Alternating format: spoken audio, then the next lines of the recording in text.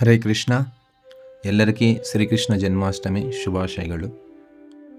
ದೇವಕಿ ಮತ್ತು ವಸುದೇವರು ತುಂಬ ವರ್ಷಗಳು ಜೈಲಲ್ಲಿದ್ದರು.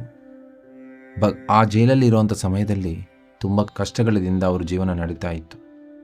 ಅಂಥ ಸಮಯದಲ್ಲಿ ಅಷ್ಟಮ ಸಂತಾನವಾಗಿ ಭಗವಂತ ಕೃಷ್ಣ ಅವರಿಗೆ ದರ್ಶನ ಕೊಡ್ತಾರೆ. ದರ್ಶನ ಕೊಟ್ಟು ದೇವಕಿ ಗರ್ಭ ಪ್ರವೇಶ ಆಗ್ತಾರೆ. ಆಗಿದ ಮೇಲೆ ಅವ್ರ ಜೀವನ ಅನ್ನೋದು ಬದಲಾವಣೆ ಆಗುತ್ತದೆ. ಸೊ ಯಾವಾಗ ಭಗವಂತ ಆ ಜೈಲಲ್ಲಿ ಆವಿರ್ಭಾವ ಆಗ್ತಾರೋ ಆಗಿದ ಮೇಲೆ ವಸುದೇವರು ಭಗವಂತನೇ ತಲೆ ಮೇಲೆ ಇಟ್ಕೊಂಡು ಅಲ್ಲಿಂದ ಗೋಕುಲಕ್ಕೆ ಕರ್ಕೊಂಡು ಹೋಗಬೇಕಾಗುತ್ತದೆ. ಅಂಥ ಸಮಯದಲ್ಲಿ ಜೈಲಲ್ಲಿರುವಂಥ ಬಾಗಿಲುಗಳು ತಾವಾಗಿಯೇ ತೆರೆಯಲಾಗುತ್ತದೆ.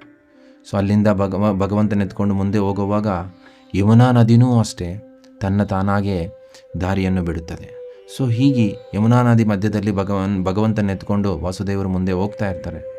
ಸೊ ಜೋರಾಗಿ ಮಳೆ ಬರುತ್ತದೆ. ಅಂಥ ಸಮಯದಲ್ಲಿ ಭಗವಂತನ ಮೇಲೆ ಮಳೆ ನೀರು ಬೀಳಬಾರ್ದು ಅಂತ ಹಿಂದಿಯಿಂದ ಬಂದು ಅನಂತ ಶೇಷ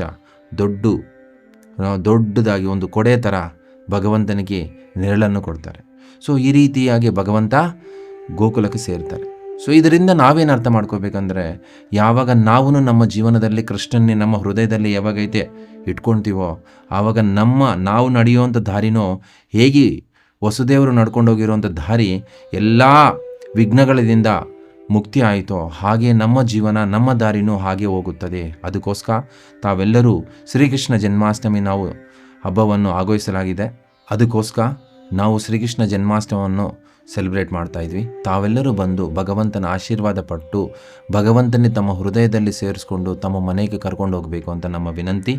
ನಾವು ತುಂಬ ಜಾಗಗಳಲ್ಲಿ ಈ ಶ್ರೀಕೃಷ್ಣ ಜನ್ಮಾಷ್ಟಮವನ್ನು ಇಸ್ಕಾನ್ ಕಡೆಯಿಂದ ಮಾಡ್ತಾ ಇದ್ವಿ. ತಾವೆಲ್ಲರೂ ಬರಬೇಕಂತ ವಿನಂತಿ. ಹರೇ ಕೃಷ್ಣ.